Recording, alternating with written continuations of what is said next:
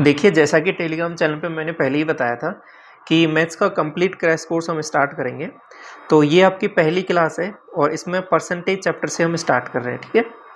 अब देखिए, सबसे पहले समझ लो इसमें कि कवर क्या करने वाले हैं हम इसमें। तो कम से कम टाइम में मैथ्स का जो कंप्लीट सिलेबस है उसको हम कवर करेंगे, पहला पॉइंट। अब दूसरी चीज़, यदि आपको चीज़ें बेसिक से समझनी है ना, तो उसके लिए हम ऑलरेडी कवर कर चुके हैं मैथ्स का कंप्लीट फाउंडेशन बैच। ये प्लेलिस्ट सेक्शन में आप जाओगे ना, तो वहाँ पे आपको मिल जाएगा ये अलग से ये क्लास। यहाँ पे मैंने प्लेलिस्ट बना के अलग से आपको रख दिया है। तो आपको चीज़ों को बहुत बेसिक से समझना है चैप्टर वाइज, तो आप इस बैच में देख सकते हो, क्लासेस अवेलेबल हैं। एक एक जो जिस भी चैप्टर में आपको डाउट है उसको आप देख सकते हो। और इस जो आज स्टार्ट कर रहे हैं ये जो क्रैश कोर्स है, इसमें हम कम से कम टाइम में सारी चीज़ें कवर कर रहे होंगे। तो दोनों चीज़ें आपको समझ में आ गई क्या हम कवर करने वाले हैं, ठीक है। तो स्टार्ट करें पहले सवाल से। तो जो भी इंपॉर्टेंट कंसेप्ट होंगे वो सारे एक एक करके हम डिस्कस कर लेंगे इसमें। तो सबसे पहले मैं इस क्वेश्चन पे जाने से पहले कुछ इंपॉर्टेंट चीज़ें डिस्कस करूँगा आपके साथ। तो परसेंटेज की बात कर रहा हूँ, तो परसेंटेज से रिलेटेड बात होती है तो एक इंपॉर्टेंट चीज़ याद आती है आपको कि परसेंटेज से फ्रैक्शन आपको आना चाहिए। अब ये क्या है कि अगर मैं जब भी परसेंट की बात करता हूँ तो मैं 100 के रेस्पेक्ट में बात करूँगा। परसेंट का मतलब ही ये होता है कि परसेंट को अगर मैं हटाता हूँ तो क्या हो जाएगा कि 100 के रेस्पेक्ट में बात करूँगा। मतलब 1/100 कोई भी चीज़ मैंने बोली कि जैसे 1%, तो 1% का मतलब क्या हो जाएगा 1/100। अगर मैं बोलता हूँ 5%, 5% का मतलब क्या हो जाएगा, परसेंट हटाओ तो 5/100। तो ये सिंपल सी बात आपको समझ में आ गई कि परसेंट का मतलब ही होता है कि 100 के रेस्पेक्ट में मैं बात कर रहा हूँ। तो आपको कुछ वैल्यूज़ ऐसी हैं जो स्टैंडर्ड वैल्यूज़ हैं, वो आपको याद होती हैं तो थोड़ा सा सवाल आपको आसान हो जाता है आपको कि कितनी वैल्यूज़ हमको याद करनी पड़ेंगी। देखो, मिनिमम वैल्यूज़ आप यहाँ तक याद कर लो, यहाँ तक 1/12 तक। आगे की वैल्यू याद रखते हो तो अच्छी बात है, लेकिन जो फ्रिक्वेंटली जो आपके पास एग्जाम में रिपीट होती हैं वो यहाँ तक होती हैं, 1/12 तक। तो यहाँ से लेकर यहाँ तक आपको वैल्यूज़ याद रखनी। कैसे याद रखनी, सिंपल सी बात है। मैं जैसे 100% की बात करता हूँ, 100%, परसेंट हटाओगे आप कहोगे 100/100, तो क्या आ जाएगा, आप कहोगे 1। तो ये जो परसेंटेज में था इसको फ्रैक्शन में बदलूंगा तो मैं क्या हो जाएगा, वैल्यू 1 हो जाएगी। 50%, आप कहोगे 50% का मतलब हो जाएगा, परसेंट हटाओ, परसेंट हटाएंगे तो 50/100, इसको काटा आप कहोगे 1/2 आ रहा है। तो जहाँ पर भी आपको 50% की वैल्यू दिखे तो उसको आप 1/2 यानी फ्रैक्शन में बदल सकते हो, भिन्न में बदल सकते हो उसको। तो ये सीधा इस तरीके से इसको सॉल्व करोगे तो आपको 1/3 आ रहा है। कैसे आ रहा है देख लो इसको, 99 प्लस 100, 100/3 है बेसिकली, ये परसेंट है। ये हटाओगे परसेंट, आपको 100/3/100, तो ये कट जाएगा, यहाँ से केवल और केवल 1/3 बच रहा है। तो जब भी मैं 1/3 की बात करूंगा तो आपको ये फ्रैक्शन याद होना चाहिए। तो आप कहोगे कि इनको कैसे समझना है, देखो समझना इस तरीके से है कि 100% का मतलब भी 1 होता है और 1 का मतलब भी 100% होता है, ऐसे भी समझना है चीज़ों को।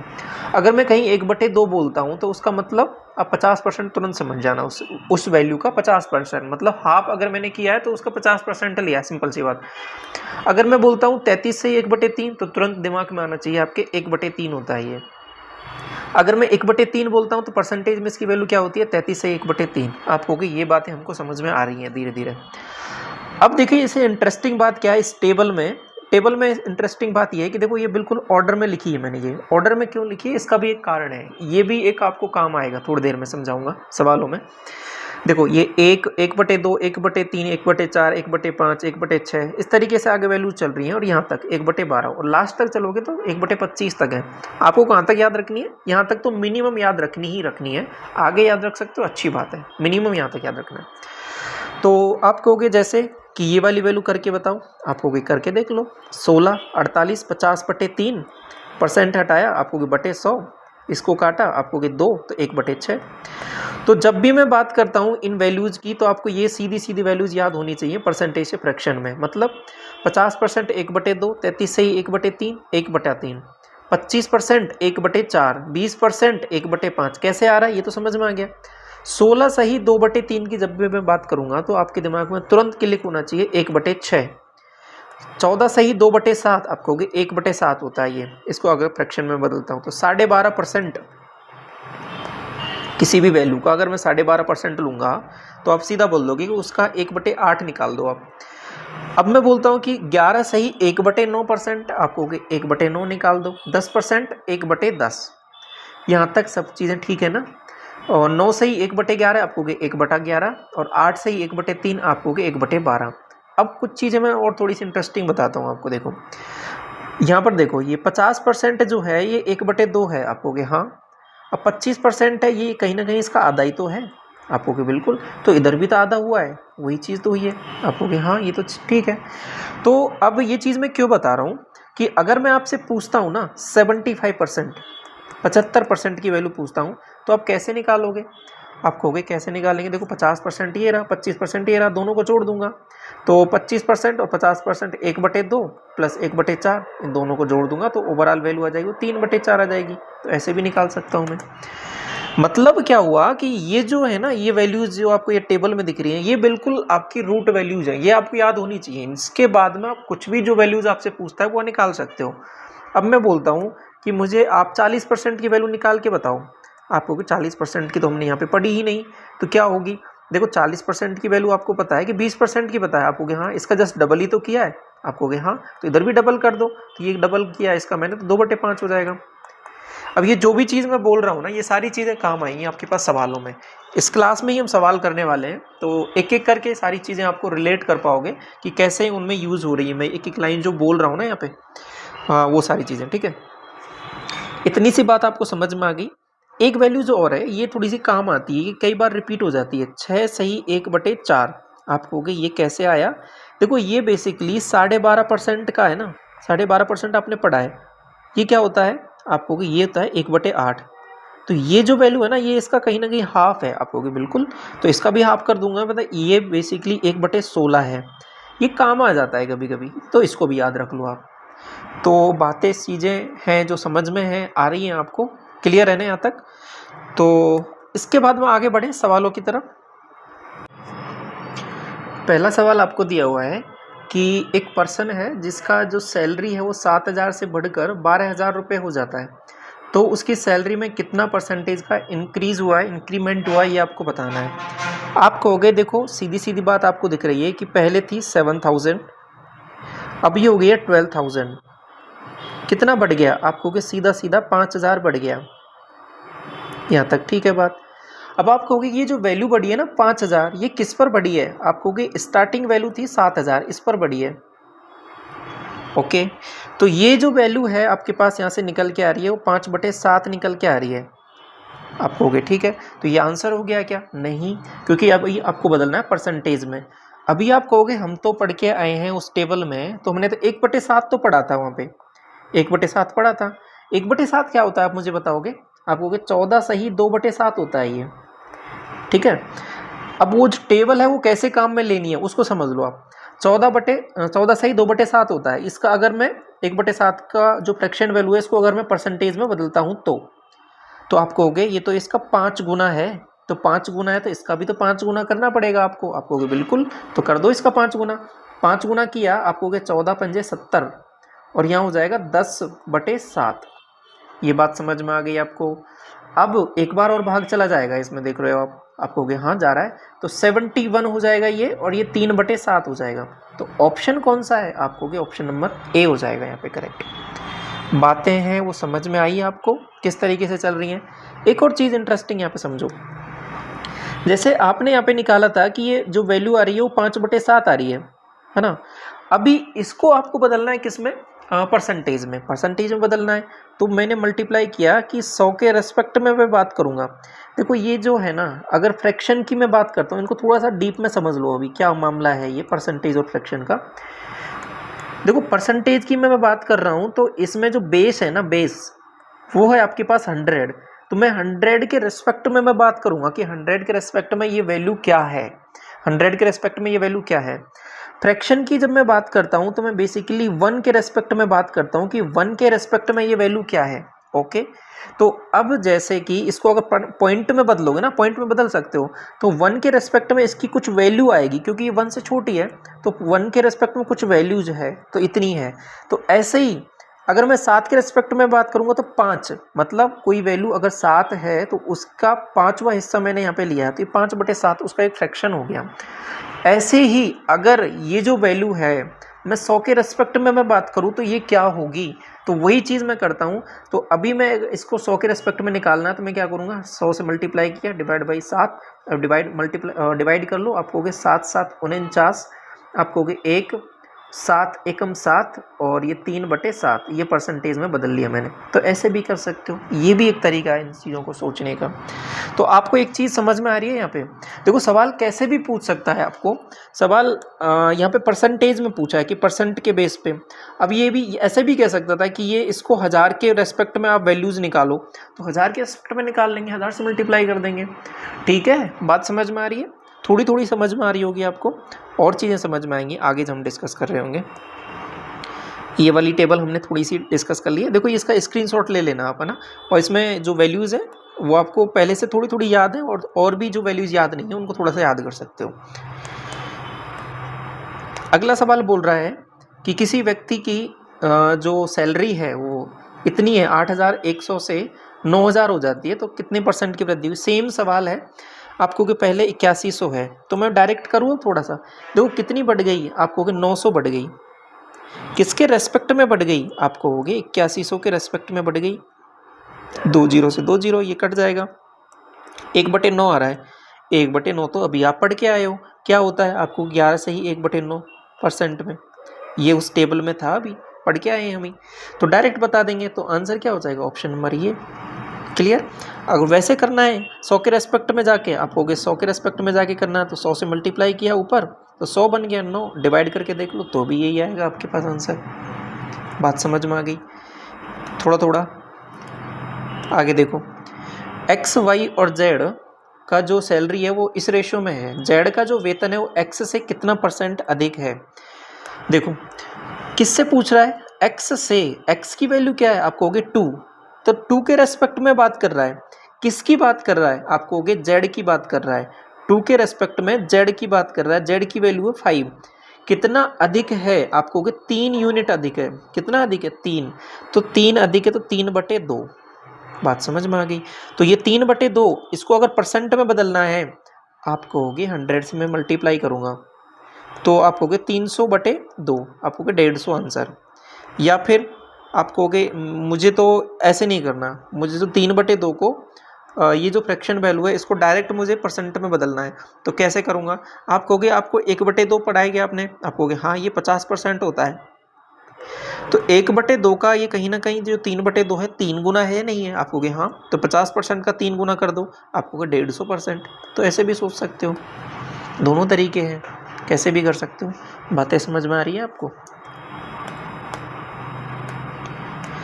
अगले सवाल की तरफ बढ़ते हैं। सवाल बोल रहा है आपसे कि ए की सैलरी है वो 60% ज़्यादा है बी की सैलरी से। समझना, ये ए है ये बी है। अब 60% ज़्यादा है, देखो 60% को कैसे लिख सकते हो, तरीके बहुत सारे हैं। अब देखो वही चीज़ मैं जो बोल रहा था ना स्टार्टिंग में, आप बेस किसको मानते हो। अब जैसे 60% है, 60% को देखो कैसे कैसे लिखा जा सकता है। ये 60% मैंने लिया, इसको मैं लिख सकता हूँ, देखो 60/100 भी लिख सकता हूँ, इसको मैं 6/10 भी लिख सकता हूँ। इसको मैं फर्दर और सॉल्व करूँगा तो 3/5 भी लिख सकता हूँ। ठीक है। अब मैं हमेशा देखो ध्यान रखना, कभी मैं सवाल को ये लेके सॉल्व कर दूंगा, कभी ये सवाल को ये लेके सॉल्व कर लूँगा, कभी ये लेके सॉल्व कर लूँगा। अब ये डिपेंड करता है कि सवाल में वैल्यूज आपको क्या दे रखी है और सवाल कैसा सवाल आपसे पूछा है एग्जाम में। तो कैलकुलेशन को हम आसान करने के लिए उसी टाइप से वैल्यूज हम लेके उसको सॉल्व कर सकते हैं। आप कहोगे बात तो तीनों सेम ही है, ये इसका मतलब भी यही है, इसका मतलब भी यही है, इसका मतलब भी यही है। हाँ बिल्कुल, चीज़ें सब कुछ सेम ही हैं, लेकिन सवाल करते करते, प्रैक्टिस करते करते आपको चीज़ें समझ में आ जाएंगी कहाँ पर आपको कौन सी वैल्यू लेनी है। क्योंकि सवाल में कभी कभी क्या होता है ना, रेशो में बात कर रहा होता है, तो रेशो में बात कर रहा होता है तो थोड़ी सी चीज़ों को आसान बनाने के लिए कैलकुलेशन को हम समझ जाते हैं कि यहाँ पे हमें ये वाली वैल्यू यूज़ करनी है या ये वाली यूज़ करनी है, ये वाली यूज़ करनी है। ठीक है, तो उसी हिसाब से तीनों चीज़ें सेम ही है, आंसर तीनों से ही आएगा आपका, लेकिन आपको ये समझना है कि कहाँ पे क्या होगा। सवाल बोल रहा है कि ए का वेतन बी के वेतन से 60% अधिक है, तो बी का वेतन ए के वेतन से कितना % कम है। तो आप कहोगे क्या मान के करूँ मैं, बताओ। आप कहोगे देखो कोई सा मान के कर लो, चलो ये मान के कर लो आप कहोगे 3/5 मैंने बोल दिया बी को, 60%, 60% आपको पता है ना, कैसे भी लिख सकते हो। 60% को निकालने के लिए फ्रैक्शन वैल्यूज आप यूज कर सकते हो। 3/5 कैसे आया, या तो ऐसे सॉल्व कर लिया, या फिर 20% से भी यूज कर सकते हो। 20% की वैल्यू आपको पता है ये होती है 1/5, तो इसका बेसिकली कहीं ना कहीं 3 गुना है, तो 3/5 यहाँ से भी आ सकता है। तो ये सारी चीज़ें प्रैक्टिस करते करते आ जाएंगी आपको। तो आपने इतना तो निकाल लिया, अब आगे की बात चल रही है कि क्या मानना है मैंने कि b से इतना अधिक है, तो b की वैल्यू अगर मैंने 5 मानी है, b के रेस्पेक्ट में बात हो रही है, तो इसका अधिक है, तो आपको होगा ये 8 है, तो ये इतना हो जाएगा। ये 8 कैसे हुआ, ये समझ में आ गया ना, अधिक है। तो b का वेतन ये a से कितना कम है। देखो अब यहाँ पे रेस्पेक्ट की बात चेंज हो गई है कि किसके रेस्पेक्ट में मैं बात कर रहा हूँ। पहले बी के रेस्पेक्ट में बात कर रहा था, अभी ए के रेस्पेक्ट में बात करूँगा। ए से कितना कम है, ए के वेतन से, तो ए के वेतन से मतलब इससे अब मुझे तुलना करनी है। इसका कितना कम है, आप कहोगे 3 कम है, तो 3/8 ये आंसर हो जाएगा। आप कहोगे 3/8 तुमने पढ़ा ही नहीं है, आपने 1/8 तो पढ़ा है।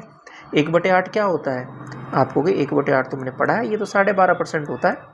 तो इसी का तो 3 गुना किया है, 3 गुना कर दो, 12×3 = 36, और 3/2, और 3/2 का और सॉल्व करोगे तो 37.5 आ जाएगा। यहाँ से एक और आ जाएगा ना इधर, तो 1/2, तो ये 37.5 हो जाएगा आंसर आपका। बातें हैं वो समझ में आई आपको।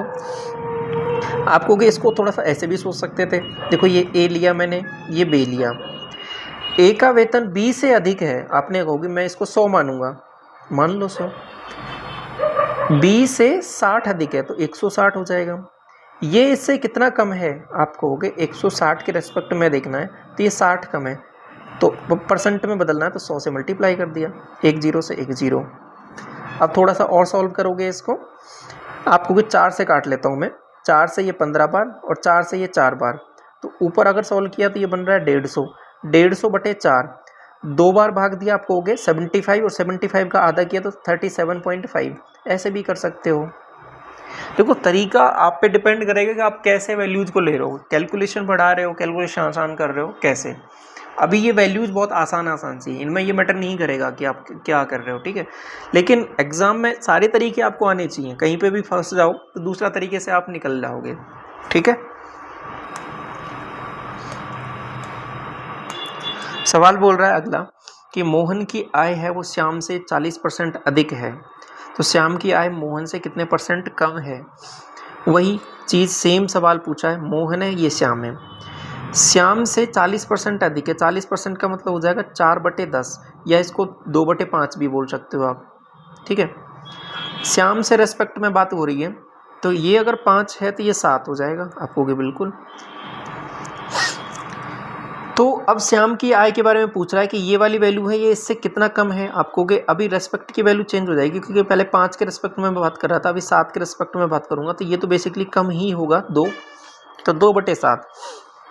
तो 1/7 तो आपको पता है कितना होता है, आप कहोगे 14 सही 2/7 होता है, तो इसका जस्ट डबल ही तो किया है मैंने, डबल किया तो कितना बन जाएगा 28 सही 4/7, ऑप्शन नंबर सी। बात आ रही है समझ में आपको, आगे बढ़ जाएं।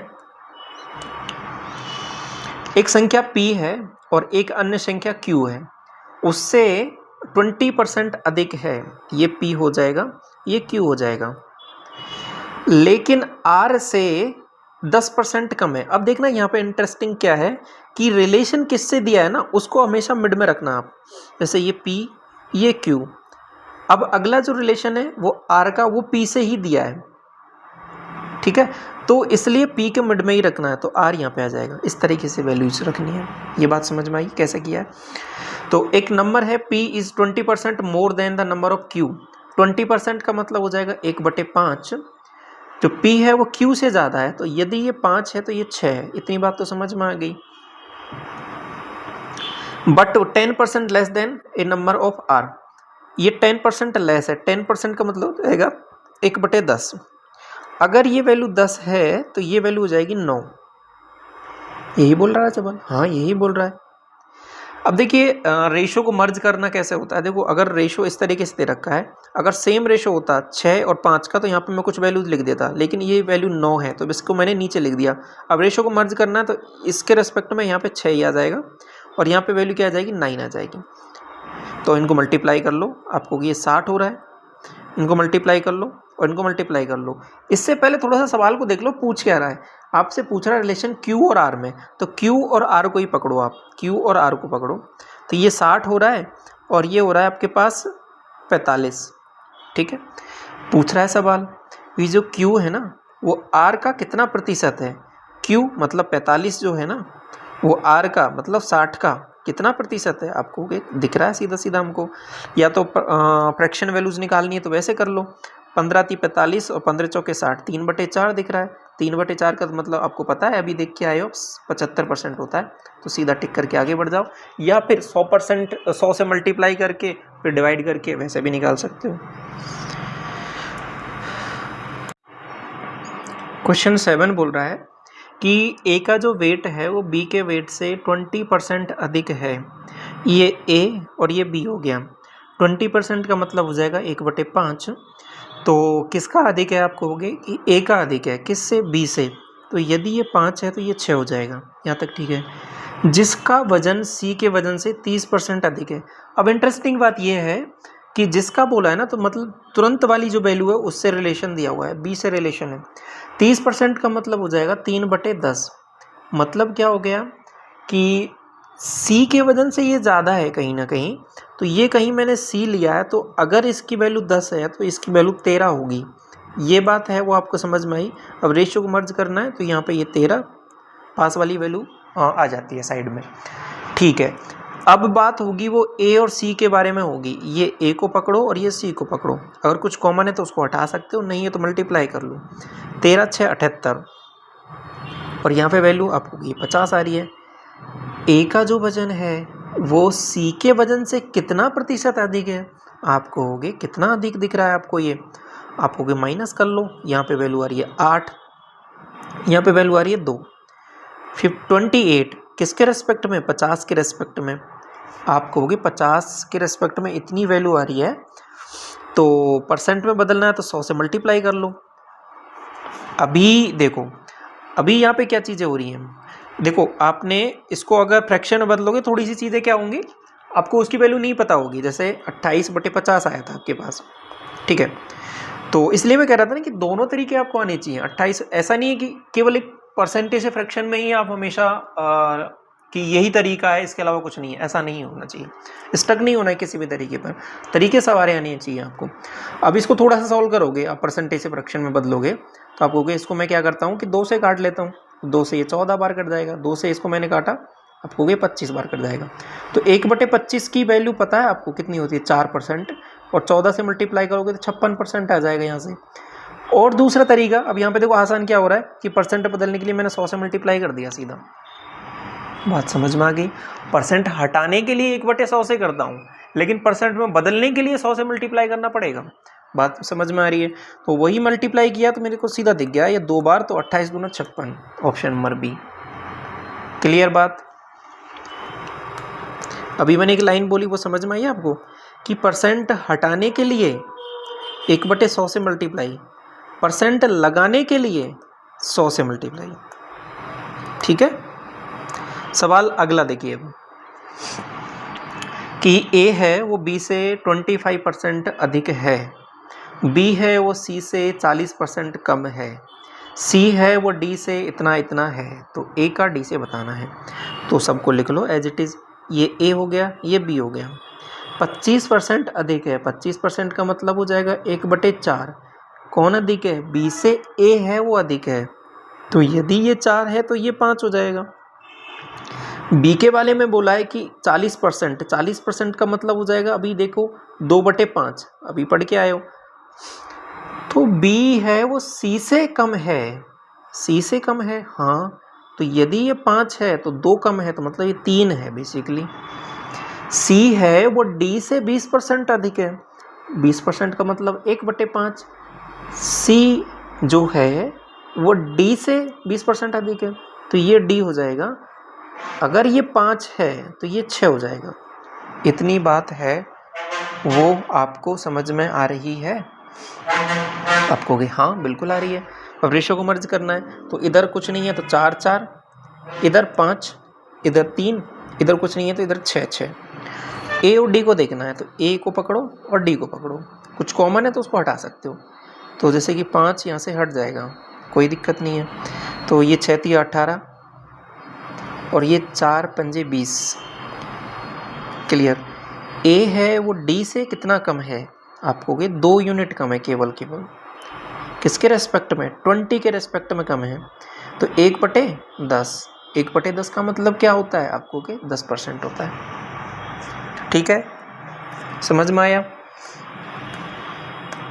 सवाल नंबर 9। सवाल नंबर 9 बोल रहा है आपसे कि 480 का 25%, 25% अभी मुझे बताओगे आप 1/4 होता है। 480 का 1/4 निकालोगे तो 4 से डिवाइड कर दो। 500 का 30%, 30% का मतलब आप कहोगे 500 लिखो, उसका 3% का मतलब हो जाएगा 3/10। 90 का x%, तो मुझे बताओगे क्या हो जाएगा? 90/100 इंटू x लिखूंगा क्या मैं? आप कहोगे हाँ, बराबर 900 का 35%, 900 का 35%, 35/100। अब देखो एक और चीज़ है, वो अभी आप समझ लोगे तो आसान हो जाएगा चीज़, बाकी उसको आगे भी हम डिस्कस कर लेंगे। देखो ये एक होती है चीज़ कि x का y%, ये जो होता है ये y का x% होता है। मतलब क्या हुआ कि अगर मैं बोलूँ ना आपसे कि 50 का, ठीक है, 50 का आप मुझे 20% निकाल के बताओ, ठीक है, तो यही सेम आंसर आप इसका भी यही आएगा कि 20 का 50% निकाल के बताओ। ये बात समझना, दोनों का आंसर सेम ही आएगा क्योंकि दोनों मल्टीप्लाई ही होती हैं बेसिकली, और बटे में 100 ही आता है। तो यहाँ पे आप बताओगे मुझे 50, 20% का मतलब होता है 1/5, यहाँ से सॉल्व करोगे तो 10 आ रहा है। ऐसे ही 20 का 50% का मतलब 1/2, तो यहाँ से भी 10 आ रहा है।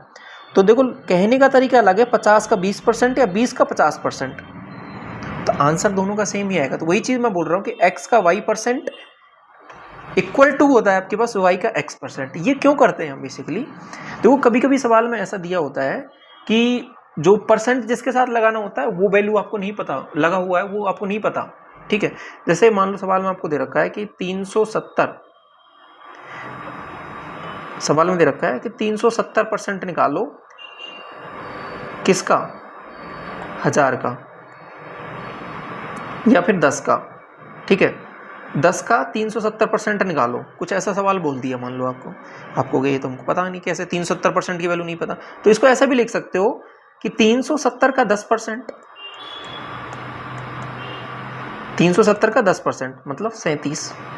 ऐसे भी सोच सकते हो। मेरा कहने का मतलब सिंपल सा ये है कि x का y% इक्वल टू होता है y का x%। अब कैसे कैसे यूज होगा मैं आपको जब सवाल कराऊंगा ना आगे तो और अच्छे से क्लियर हो जाएगा। अभी ये इतना सा कंसेप्ट को याद रख लो।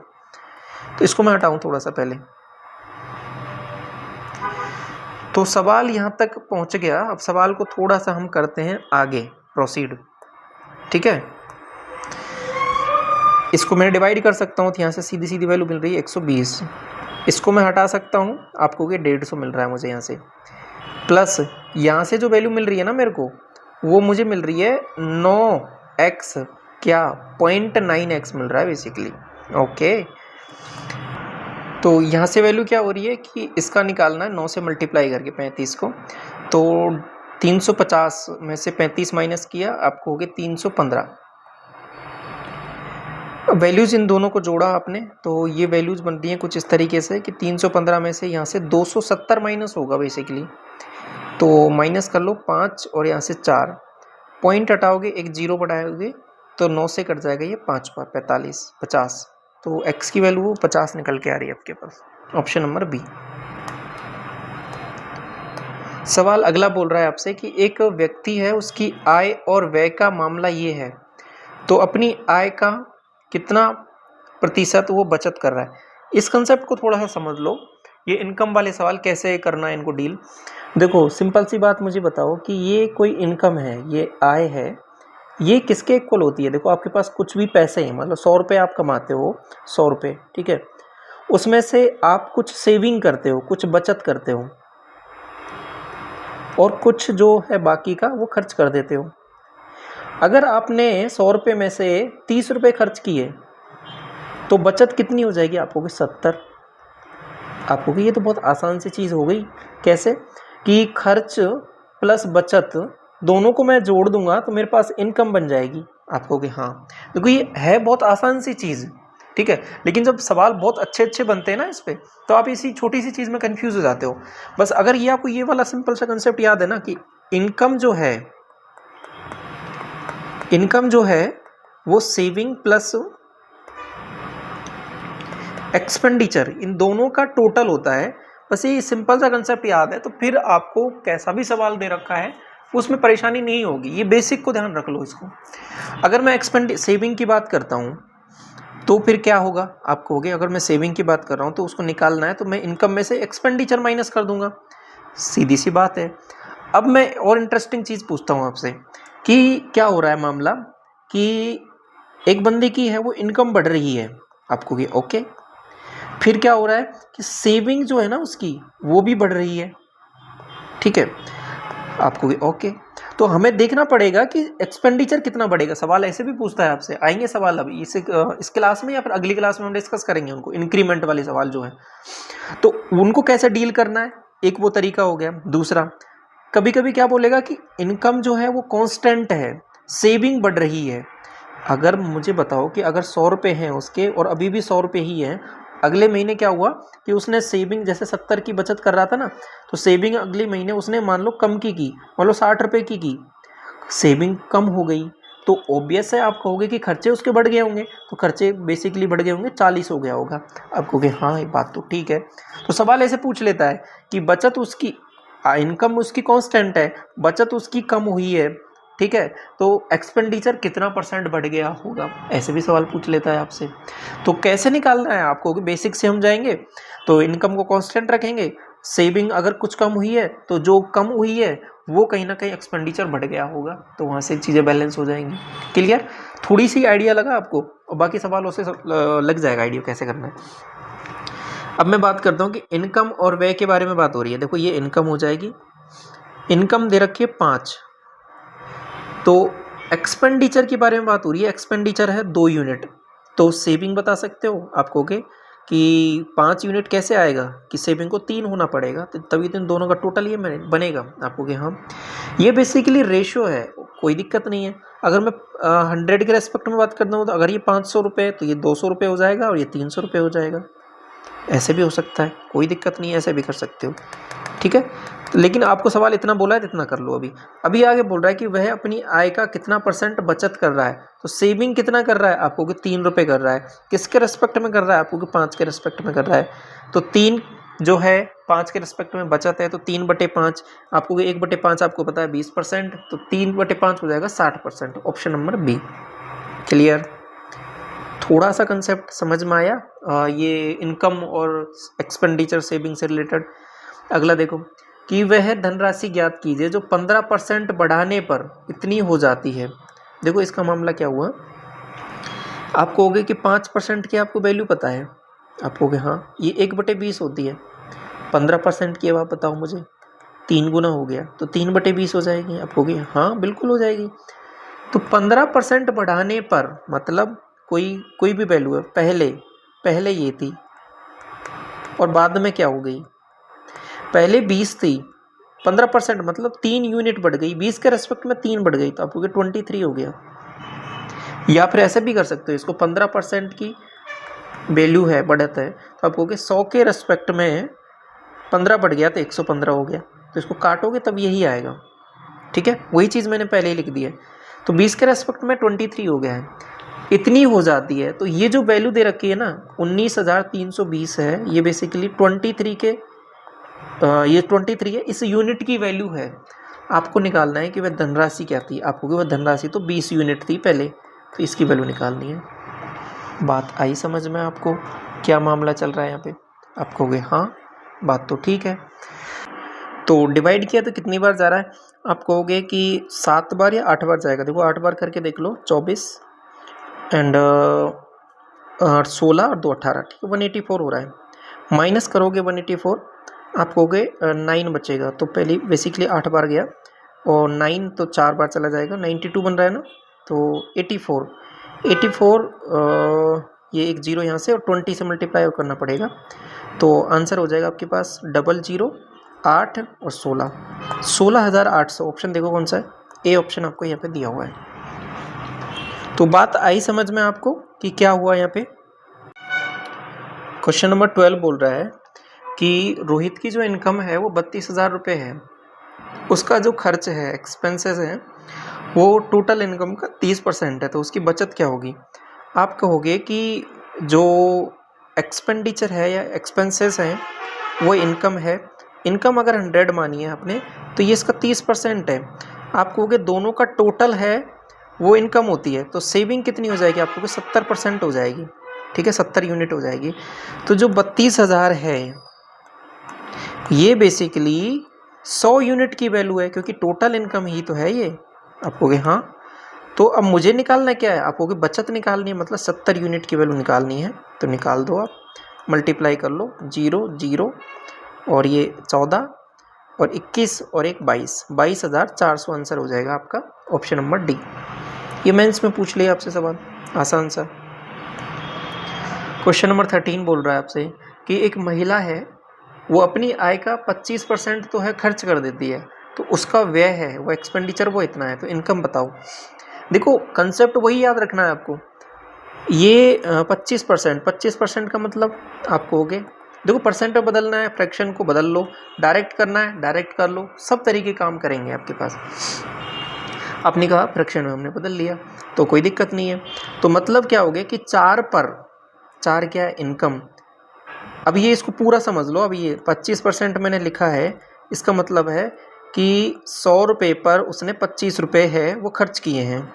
अगर मैंने इनकम 4 रुपये रहेगी तो उस पर वो 1 रुपया खर्च करेगा। तो इतनी बात समझ में आई। तो ये इनकम लिखा मैंने, ये सेविंग लिखा, ये एक्सपेंडिचर लिखा। तो अगर मेरी इनकम 4 ली है मैंने, तो उस पर 25% मतलब 1 रुपया इस पर खर्च कर देगा। तो सेविंग कितनी हो जाएगी? आप कहोगे 3 हो जाएगी।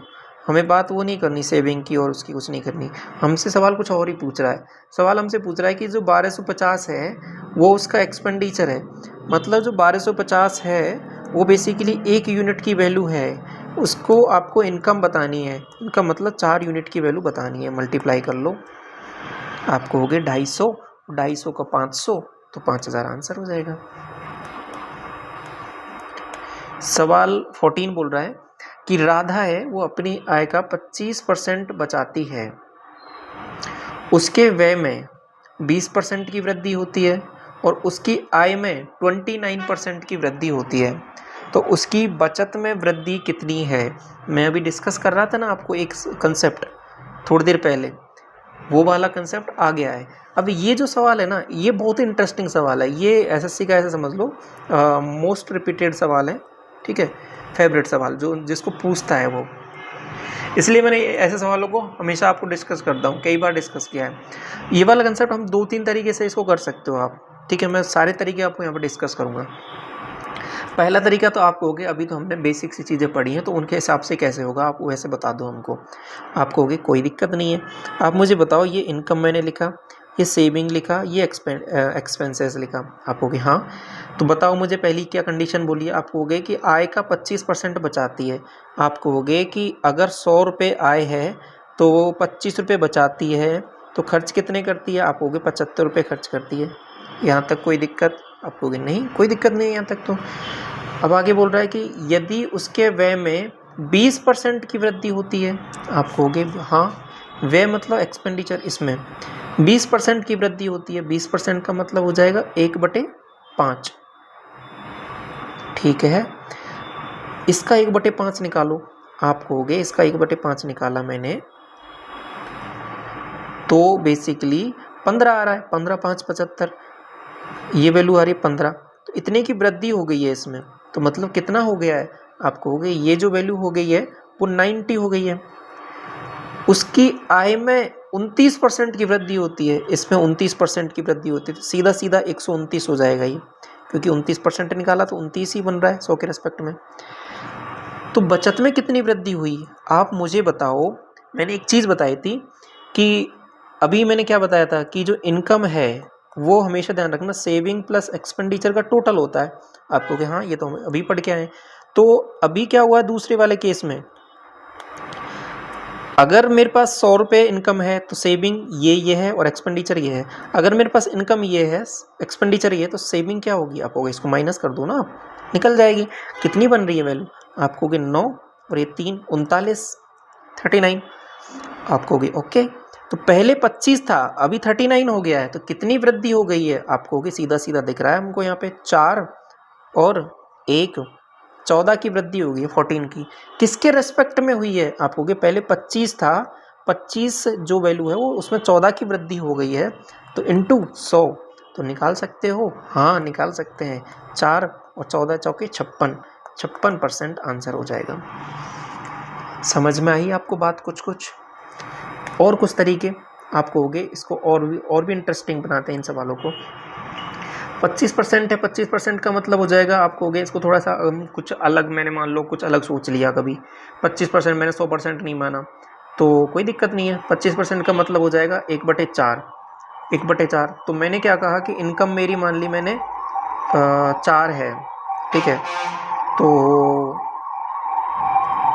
1 यूनिट इस पर बचत हो जाएगी, तो एक्सपेंडिचर हो जाएगा 3 यूनिट आपको होगी, ठीक है। तो मैंने और सवाल को सॉल्व करने के लिए मैंने क्या किया, इसको मान लो 400 मान लिया, इसको 100 मान लिया, इसको 300 मान लिया, क्योंकि जब बात चल रही है तो ये टोटल बराबर होना चाहिए इसका और इसका। आपको कि हाँ ये तो हो रहा है बराबर, तो ऐसे भी कर सकते हो, क्योंकि ये परसेंटेज में निकालने के लिए मैं सब कुछ कर रहा हूँ, तो तरीके हैं करने के, अंडरस्टैंडिंग होनी चाहिए। बस ऐसा क्यों कर रहा हूँ मैं, ऐसा नहीं कि हर सवाल में आप कहीं भी लगा दो, तो इसमें कुछ बदलेगा नहीं, क्योंकि ये जो रेशो है वो कांस्टेंट रहेगा। अभी क्या बोला है सवाल में कि उसके व्यय में 20% की वृद्धि हो गई, यहाँ पे 20% की वृद्धि बताओ मुझे। आपको कि इसका 20% निकालोगे तो इसका मतलब आ रहा है 1/6, तो 30 वैल्यू आ रही है क्या, 1/5, 1/5 का मैंने निकाला तो 60 की वृद्धि हो गई, तो बेसिकली 360 हो गया। 29 की वृद्धि इसमें निकाल दो, आपको कि हाँ निकाल देते हैं। निकालेंगे तो 4 से मल्टीप्लाई करना पड़ेगा कि नहीं करना पड़ेगा, आपको भी करना पड़ेगा बिल्कुल। 29 58 58 का 116, क्या मैं सही बोल रहा हूँ, तो जोड़ा मैंने, आपको हो गया ये 516 बन रहा है। ये कितना हो गया आपको हो गया, यहाँ पे वे जो वैल्यू बढ़ी है वो कितनी बढ़ी है, इसमें से माइनस करना पड़ेगा, तो कितनी वैल्यू बन के आ रही है आपको हो गया, माइनस किया मैंने तो बेसिकली 360 माइनस कर दो 6, यहाँ से वैल्यू बन रही है 5, यहाँ से 4 तो 156। पहले 100 था अभी 156 हो गया है, तो कितनी की वृद्धि होगी, 56 की। किसके रेस्पेक्ट में, 100 के रेस्पेक्ट में, तो ये तो डायरेक्ट परसेंट में ही आंसर आ गया आपका, यहाँ पे कुछ करना ही नहीं पड़ा। तो ऐसे भी सोच सकते हो, आपको कि हाँ ये भी एक तरीका अच्छा है, ऐसे भी कर सकते हैं।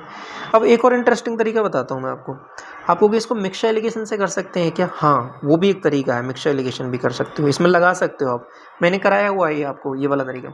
अब वो भी कैसे करेंगे उसमें, देखो जो इनकम है ना, देखो यहाँ पे आप सेविंग मान लो, यहाँ पे एक्सपेंडिचर मान लो, या फिर यहाँ पे एक्सपेंडिचर मान लो, यहाँ पे सेविंग मान लो, कुछ भी मान लो, उससे फ़र्क नहीं पड़ेगा, लेकिन यहाँ पे मिड में आपको हमेशा इनकम माननी पड़ेगी। बात समझ में आ रही है, क्लियर है, तो कर लो इसको, इससे भी कर लो तरीके से।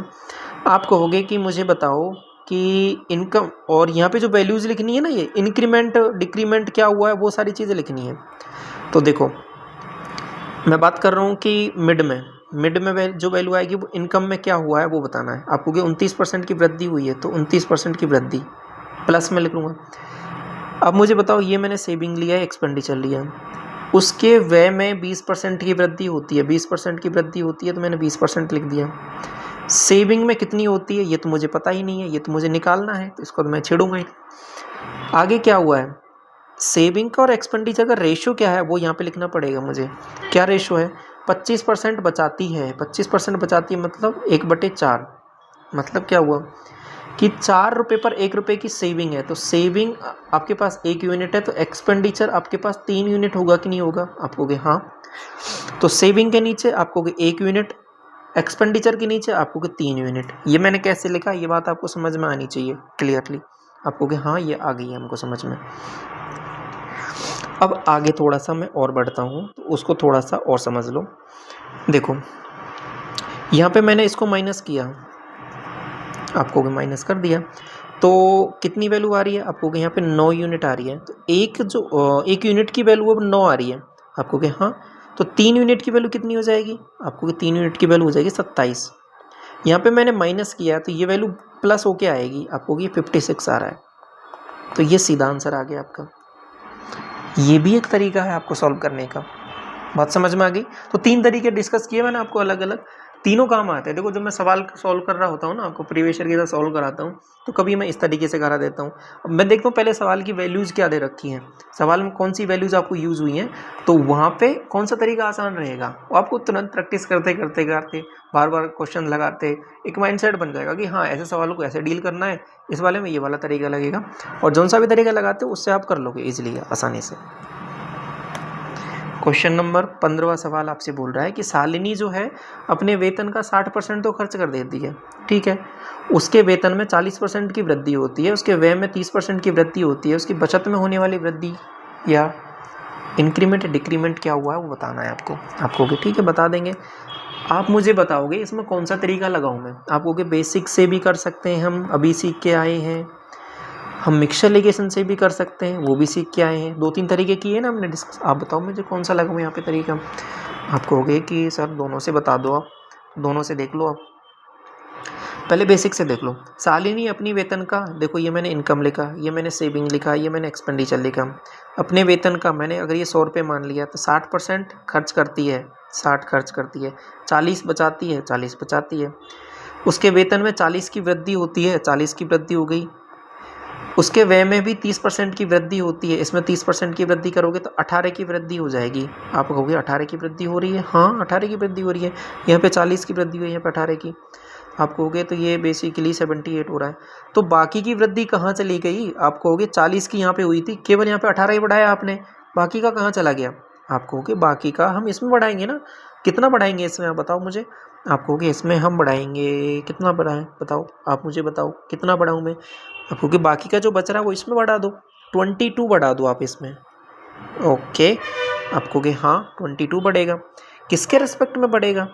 ये जो बढ़ेगा ना 22, ये बढ़ेगा बेसिकली 40 के रिस्पेक्ट में। तो कितना हो जाएगा? आप कहोगे 2 और ये 62। तो अभी वैल्यू सेविंग वाली कितनी होगी? 62। कितने का इंक्रीमेंट हुआ है? 22 का। किसके रिस्पेक्ट में हुआ? 40 के रिस्पेक्ट में, इंटू 100।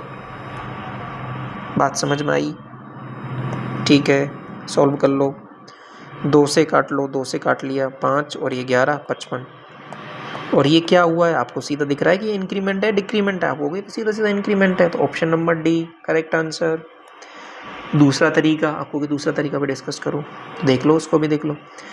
कौन सा है? मिक्सचर एलिगेशन वाला। आपको बीच में हमें क्या लिखना है? इनकम को, कितने की वृद्धि हुई है इनकम में।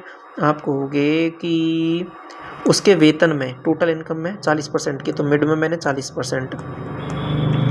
ये सेविंग लिखता हूँ, यहाँ एक्सपेंडिचर लिखता हूँ। वेतन का 40 इतना खर्च करती है, व्यय में 30% की वृद्धि, 30% की वृद्धि यहाँ पे लिख दिया। ये सेविंग में तो बतानी ही है मुझे। अब पहले रेशो देख लो क्या है। 60% खर्च करती है, 60% खर्च मतलब 6/10, 6/10 मतलब 3/5, मतलब कि 3 यूनिट खर्च करती है, तो सेविंग कितनी करती होगी? 2 यूनिट। तो 3 खर्च, 2 यूनिट की सेविंग, 3 और 2 का रेशो, तो 2 यूनिट की सेविंग। सॉल्व किया इसको, यहाँ पे आपको के 10, तो 2 यूनिट की वैल्यू 10 है, तो 3 यूनिट की वैल्यू आपको पहले 1 यूनिट की तो निकाल लो, 1 यूनिट की 5, तो 3 यूनिट की वैल्यू 15। ये बेसिकली माइनस करके आया है। तो ये जो वैल्यू होती है ना, इन दोनों के मिड की होती है, तो ये वैल्यू ऑब्वियस से ज़्यादा होगी, तो ऐड करके आएगी। आपको कितनी हो रही है? आपको सीधा सीधा दिख रहा है 55 हो रही है, तो इंक्रीमेंट आ रहा है, सब कुछ पॉजिटिव आ रहा है, तो ये 55% यहाँ से आंसर हो जाएगा। क्लियर? सवाल 16। एक व्यक्ति है, वो अपनी आय का इतना % बचत करता है, उसकी बचत में इतने % की वृद्धि हो, खर्च में इतने % की, तो आय में कितने % की वृद्धि होगी? अब ऐसे सवालों को मैं आपको करने को दूं तो आप करोगे इनको? आप कहोगे सर इस सवाल को बता दो आप, क्योंकि इसमें आई का पूछ लिया, कोई दिक्कत नहीं है, इसको मैं बता देता हूँ। तो देखो सवाल क्या बोल रहा है कि इनकम का इतना बचत करता है 33 सही 1/3 क्या होता है? आपको 1/3 होता है ये बेसिकली, मतलब ये इनकम है, ये सेविंग है, ये एक्सपेंडिचर है। यदि बचत में 22% की वृद्धि हो, खर्च में ये हो, आप कहोगे पहले लिख तो लो क्या मामला हो रहा है। आप कहोगे हाँ लिख लेते हैं पहले। तो बेसिकली अगर ये 3 यूनिट है तो इसका 1 बचत करता है, तो खर्च कितना करता है? 2। अब क्या मैं 3, 1, 2 इन पे सॉल्व करूं सवाल को? अभी कहोगे कि सर इसमें थोड़ा सा कंफ्यूजिंग हो रहा है, ये तो कैसे सॉल्व करेंगे? तो कोई दिक्कत नहीं है, रेशो में बात करें तो मैं इसको 300 बना सकता हूँ, इसको 100 बना सकता हूँ, इसको 200 बना सकता हूँ, ऐसे भी मैं काम कर सकता हूँ। अब ये मैं क्यों कर रहा हूँ, ये सारी चीज़ें समझ पा रहे हो? क्योंकि ये सवाल में देखना पड़ेगा कि किस तरीके की वैल्यूज़ है। आप कहोगे नहीं हम तो 3, 1 और 2 से ही सॉल्व करेंगे, तो सॉल्व कर लो, इससे भी कर लो, पॉइंटों में आएगा तो उसको भी सॉल्व डील करना आना चाहिए। कैसे भी कर सकते हो, आपकी मर्जी है, लेकिन सवाल को हमें क्या करना है, आसान से आसान बनाना है। तो आसान से आसान बनेगा इन सब तरीक़ों से। तो अब क्या बोल रहा है सवाल, यदि बचत में 22% की वृद्धि करनी हो, 22% की वृद्धि मतलब 22 की वृद्धि मतलब 122 हो गया। खर्च में 10% की वृद्धि, खर्च में 10% की वृद्धि मतलब यहाँ इसका 10% निकाला 20 हो जाएगा। तो कितना हो जाएगा? इसको देखो जोड़ने की भी आवश्यकता नहीं है, क्योंकि अब आप यहाँ पर डायरेक्ट बता सकते हो कि ये जो वृद्धि है ना 20 और 22, आपको ये 44 की जो वृद्धि है वो डायरेक्ट इसमें होगी कि नहीं होगी? आपको बिल्कुल होगी। होगी या नहीं होगी? आपको बिल्कुल होनी चाहिए इसमें। 44 या 42, सॉरी 42 की होगी, 42 की वृद्धि इसमें होनी चाहिए। हाँ, तो 42 की वृद्धि है, किस में है? 300 के रेस्पेक्ट में है, इंटू 100 से मल्टीप्लाई करोगे, 0, 0, 3 से काटोगे 14, तो 14% आंसर आपका। बात आ गई समझ में आपको? यहाँ पे इनको ये भी लिखने की आवश्यकता नहीं है कि ये 220 होगा, यहाँ पे ये जोड़ा 122 होगा, फिर इन दोनों का कितना बढ़ के आया उसमें से माइनस दिया, ऐसा कुछ नहीं है। वृद्धि देखो ना डायरेक्ट, ये जो वृद्धि हुई है वही तो रिजल्टेंट इसमें वृद्धि हुई होगी कि नहीं होगी? हाँ बिल्कुल होगी, क्योंकि तभी तो ये चेंज हुआ है, 300 से कुछ ना कुछ बढ़ के आएगा। अब इसका एक और तरीका है, सेकंड मेथड। कौन सा मेथड है वो? आप कहोगे मिक्सचर एलिगेशन वाला है। अब मिक्सचर एलिगेशन से आप खुद से ट्राई करोगे, ठीक है, आप ट्राई करोगे खुद से, और उसमें अगर कोई कन्फ्यूजन आता है तो आप बताना, ठीक है, क्योंकि मैंने 2-3 सवाल तरीके डिस्कस कर दिए आपको। मिक्सचर एलिगेशन से भी इसको सवाल को करके देखना कि उसमें क्या बन रहा है मामला, ठीक। क्वेश्चन नंबर 17 बोल रहा है कि सुलभ अपनी आय का 25% बचाता है, उसकी आय में 40% की वृद्धि होती है, व्यय में इतनी वृद्धि होती है, बचत में वृद्धि या कमी होगी? ये सवाल आपका होमवर्क दो। क्वेश्चन नंबर 17 का आंसर आप बताओगे कमेंट सेक्शन में, ट्राई करोगे इस सवाल को बाकायदा, ठीक है, और आंसर बताओगे आप, क्योंकि अभी बहुत सारे सवाल हमने डिस्कस कर लिए सेम कंसेप्ट पे, तो दोनों तरीके से कर सकते हो आप, कौन सा तरीका कर रहे हो और क्या आंसर आ रहा है आपका, आप बताओगे कमेंट सेक्शन में। क्वेश्चन नंबर 17 नोट कर लो अच्छे से इसको। क्वेश्चन नंबर 18 की तरफ आगे बढ़े। एक टीवी का जो मूल्य है वो 20% की कमी की गई है इसमें, तो मूल्य को प्राप्त करने के लिए, जो मूल मूल्य को प्राप्त करने के लिए नए मूल्य में कितने की वृद्धि करनी चाहिए? देखो ऐसे सवालों में हमेशा ध्यान रखना कि ये जो टेबल मैंने स्टार्टिंग में डिस्कस की थी ना आपके पास, ऐसे सवालों को अगर आपकी थोड़ी सी अंडरस्टैंडिंग अच्छी है ना, तो इसमें डायरेक्ट बिना कुछ सॉल्व किए आप आंसर टिक कर दोगे 25% और आगे बढ़ जाओगे। अब ये कैसे आ रहा है, क्योंकि ये जो मैंने स्टार्टिंग में टेबल आपको डिस्कस कराई थी ना 100%, मतलब उसमें डिस्कस किया था 1/2, 1/3, 1/4, 1/5, वो जो ऑर्डर में थी ना, वो ऑर्डर बहुत इंपॉर्टेंट है। ये था आपके पास 50%, ये था आपके पास 33 से 1/3%, ये था आपके पास 25%, ये था 20%। इसमें 20% की कमी की गई है, 20% की कमी की गई है, मतलब यहाँ पर हूँ मैं। इसके बाद में कह रहा है कि कितनी वृद्धि करनी चाहिए कि ऊपर बढ़ जाऊँ, तो वृद्धि करना मतलब ऊपर बढ़ रहा हूँ, ऊपर बढ़ रहा हूँ तो मतलब 25% आ रहा है, इससे जस्ट ऊपर, तो आंसर आपका वही हो जाएगा 25%। अगर इससे बोलता कि इसमें 20% की कमी की जाए, की वृद्धि की जाए, तो कितना करना चाहिए कि मुझे कितनी कमी करनी चाहिए कि वो मिल जाए, तो मैं इसके नीचे आता, तो आंसर मेरा 16 सही 2/3 होता। अब ये क्या हो रहा है आपको कि ये कुछ समझ में नहीं आ रहा सर आप क्या बोल रहे हो? देखो सिंपल सा तरीका है, अगर वो टेबल वाला कंसेप्ट आपको समझ में नहीं आ रहा तो आप डायरेक्ट भी इनको क्या कर सकते हो, टेबल अगर याद है आपको ऑर्डर में, तो उसमें कमी की बात हो रही है, ठीक है, और लास्ट में वृद्धि पूछ रहा तो ऊपर चले जाओ, और अगर यहाँ पे पहले कमी वृद्धि बोल रहा है, बाद में कमी की बात हो रही है, तो कमी की बात बोल रहा है तो उसमें नीचे चले जाओ। आप कहोगे ये तो ठीक है सर, पर बेसिक क्या है इसका, बेसिक से बता दो। बेसिक से भी देख लो। देखो कोई स्टार्टिंग में इनिशियल, ठीक है, प्रारंभ में, स्टार्टिंग में, और ये बाद वाली पोजीशन है आफ्टर, इनिशियल और आफ्टर। क्या बोला है कि 20% की कमी की गई है। 20% की कमी मतलब 20% का मतलब 1/5, 1/5 का मतलब पहले 5 था तो अभी 4 हो गया। मूल मूल्य को प्राप्त करने के लिए, मतलब इसको प्राप्त करने के लिए नए मूल्य में कितने की वृद्धि करनी है, कि 4 में कितने की वृद्धि करनी है आपको, 1 की करनी है। किस में करनी है, 4 में करनी है, तो 1/4, 1/4 मतलब 25%, ऑप्शन नंबर डी। ये बेसिक हो गया आपका, ऐसे कर लो। 19वां सवाल बोल रहा है कि ए का वेतन बी के वेतन से 30% अधिक है। ए का वेतन बी के वेतन से 30% अधिक है, तो बी का वेतन ए के वेतन से कितना प्रतिशत कम है, तो 30 कम है। किसके रेस्पेक्ट में, 130 के रेस्पेक्ट में। बस रेस्पेक्ट की वैल्यू है वो चेंज हो जाएगी, बाकी ये वैल्यू तो सेम ही रहेगी।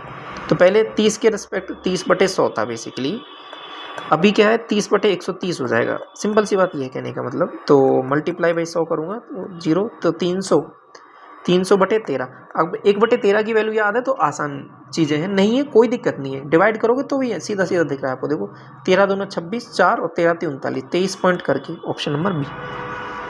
ठीक है, आपको जो याद रखनी है वो मोस्ट जो रिपीटेड वैल्यूज हैं 1/12 तक ही याद रखनी है। ठीक है, क्वेश्चन नंबर 20, और ये लास्ट सवाल है आज की क्लास का। सवाल बोल रहा है कि कक्षा में विद्यार्थियों की यानी स्टूडेंट जो है वो 45 हैं, जिसमें से 33 से ही 1/3% लड़के हैं और शेष लड़कियां हैं। साइंस में लड़कियों का जो औसत है वो लड़कों के एवरेज से इतना अधिक है, तो सभी विद्यार्थियों का औसत इतना है, तो लड़कियों का औसत प्राप्तांक क्या होगा। अच्छा सवाल है, समझिए इसको कैसे करना है। इस सवाल को हम कई तरीके से सोच सकते हैं। ठीक है, मैं आपको तरीके डिस्कस करता हूँ इसमें क्या मामला है। मैं ये भी कहूँगा कि इसमें लास्ट में अगर एवरेज की बात कर रहा है तो ये 45 अगर सवाल में दिया है तो इसकी भी कोई आवश्यकता नहीं है, इसके बिना भी आप सवाल सॉल्व कर सकते हैं। ये 45 अगर सवाल में नहीं गिवन होता तो भी सवाल सॉल्व हो जाता है, इनकी एक्चुअल वैल्यूज़ नहीं मानते, क्योंकि जब बात लास्ट में रेशियो की, एवरेज की कर रहा है तो लास्ट में सब कुछ कट ही जाना है, ओवरऑल कहने का मतलब है। तो ये मैटर नहीं करेगा कि ये 45 है या फिर आपके पास ये 50 है या फिर ये 500 है या फिर ये 5000 है, कुछ मैटर नहीं करेगा, ये रेशियो पे बात हो रही है। तो मैं कहूँगा कि 33 से ही 1/3 लड़के हैं, तो अगर 33 से 1/3 का मतलब होता है 1/3, मतलब मैंने क्या कहा कि टोटल क्लास में 3 है, तो उसमें से उसका एक हिस्सा मतलब 1, ये क्या हो जाएगा बॉयज़, बाकी 2 हिस्सा क्या हो जाएगा आपको कि गर्ल्स। तो 1 यूनिट और 2 यूनिट। अब 45 पे निकालोगे इसको तो ये कितना हो जाएगा 15 और ये 30, ऐसे भी कर सकते हो, लेकिन ऐसी आवश्यकता नहीं है इसकी, तो आप 1 और 2 मान के भी कर सकते हो इसको। ठीक है, आगे क्या बोला है कि विज्ञान में लड़कियों का जो एवरेज है ना वो लड़कों के एवरेज से, ये मैंने गर्ल्स लिया, इतना % अधिक है। ये क्या है आप कहोगे, ये जो है ना इसका डबल है, तो बेसिकली 1/3, तो ये 2/3 दे रखा है, मतलब क्या हो रहा है आप कहोगे मुझे समझ में नहीं आ रहा। देखो कुछ एवरेज की कुछ वैल्यूज़ हैं, क्या वैल्यूज़ हैं कि विज्ञान में लड़कियों का एवरेज लड़कों के एवरेज से इतना अधिक है, तो अगर ये 3x है तो ये 2x है, मतलब अगर आपने लड़कों के इससे अधिक है ना, तो अगर ये 3x माना है तो ये 5x होगा। ये लिख दिया मैंने, ये चीज़ आपको समझ में आई है नहीं आई, इसको बता दो आप मुझे, क्योंकि लड़कों के एवरेज से लड़कियों का अधिक है, तो ये जो है ना ये बेसिकली इनके क्या है स्कोर है। ठीक है, एवरेज मार्क्स बोल सकते हो इनको। अब बोल रहा है कि सभी विद्यार्थियों का औसत यानी एवरेज है वो 78 है, तो अब मैंने देखो ये इनके मार्क्स हैं पर पर्सन के हिसाब से, इतने स्टूडेंट मैंने माना, इन दोनों को मल्टीप्लाई किया आपको कि 3x, इन दोनों को मल्टीप्लाई किया आपको कि यहाँ से 10x, ये बेसिकली क्या आ गया टोटल। अब संख्या कितनी है आपको कि 3, तो ये जो वैल्यूज़ है total divide by number of values कितनी है, तो यहाँ से मैं एवरेज बताता हूँ, तो ये एवरेज कितना है आपको कि 78, तो ये चीज़ मैंने लिखी है, ये जो चीज़ है वो समझ में आई आपको। तो ऊपर 13x बन रहा है, वो वैल्यू हो जाएगी आपके पास 78 × 3, ठीक है। तो 13 से कट जाएगा 6 बार, तो x की वैल्यू है वो 18 निकल के आ रही है। लड़कियों का औसत पूछा है आपसे, तो आप कहोगे 18 × 5 यानी 90, तो आंसर हो जाएगा आपको ऑप्शन नंबर सी। ये बात आपको समझ में आई यहाँ पे कैसे किया हमने, ठीक है। आप कहोगे आपने तो इसमें जो ये 45 दिया है इसको तो यूज़ ही नहीं किया, मैंने पहले ही कहा था कि इसका कोई आवश्यकता ही नहीं है। अब ये मैंने क्या किया सवाल में, मैंने जो बॉयज़ और गर्ल्स हैं वो 1 और 2 ही मान लिया, क्योंकि बात रेशो की ही चल रही है, तो वो मैटर ही नहीं करेगा कि आप उसको 45 मान के ज़बरदस्ती का आप कैलकुलेशन बढ़ाओगे अपनी, कि जब बात लास्ट में पूछ ही यही रहा है कि एवरेज की बात पूछ रहा है, तो ये कोई यहाँ पे मैटर नहीं करेगा कि 45 को आप यूज़ करो। तो बात समझ में आई आपको कि कैसे ये सवाल हमने डील किया है, ठीक है। तो ये पूरे आज की क्लास के सवाल यहाँ पे कंप्लीट होते हैं। आई होप आपको सारे क्वेश्चंस अच्छे से समझ में आए होंगे, और जो मैथ फाउंडेशन का कंप्लीट बैच है वो ऑलरेडी हम डिस्कस कर चुके हैं, तो जो इनका बेसिक से समझना है चीज़ों को वहाँ पे देख सकते हो आप, ठीक है। तो पहली बार विजिट कर रहे हो, आप सब्सक्राइब कर लो फर्दर क्लासेस के लिए, और टेलीग्राम चैनल ज़रूर ज्वाइन कर लें आप सभी। Thank you so much.